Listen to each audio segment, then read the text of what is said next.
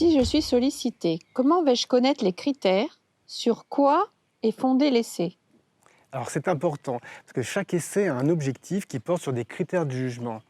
Ces critères de jugement, on va les déterminer au préalable et on va les identifier précisément. Ça peut être par exemple la mortalité pour les maladies graves, mais ça peut être aussi la qualité de vie ou la douleur pour d'autres maladies.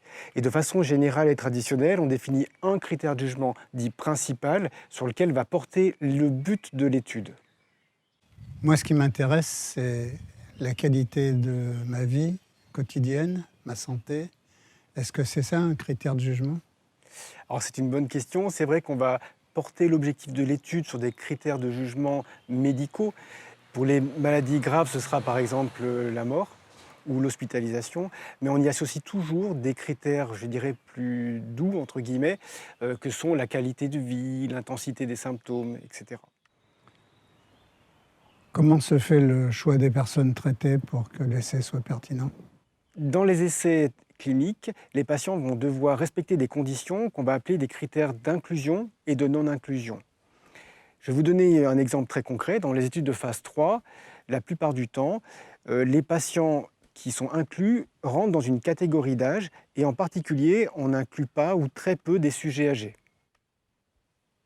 C'est injuste. Je souhaite prendre des médicaments testés sur des gens de mon âge. Alors pourquoi? Alors pour trois raisons principales. La première chose, c'est que les sujets âgés sont moins enclins à accepter de participer à des essais cliniques qui sont plus difficiles à inclure. La deuxième, c'est qu'avec l'âge, on a beaucoup de pathologies associées. Donc en fait, on va avoir potentiellement un biais par rapport à la maladie qu'on veut étudier. Et le troisième qui est important, c'est que les sujets âgés sont plus enclins à faire des effets indésirables. Et pourtant, ils prennent aussi des médicaments. Alors vous avez raison, mais en réalité, les résultats d'un essai clinique ne sont extrapolables que dans la population qui a fait l'objet de l'essai clinique. Ce qui veut dire qu'en vie réelle, quand on va donner le médicament chez des gens en dehors de cette population, il faut continuer à surveiller le médicament. Pourquoi ne pas donner les médicaments directement aux patients et voir si ça marche? Alors je vais vous donner un exemple. Imaginez, mettez-vous dans une situation imaginaire, vous êtes un extraterrestre et vous arrivez sur la Terre. Et vous êtes missionné pour évaluer le comportement humain.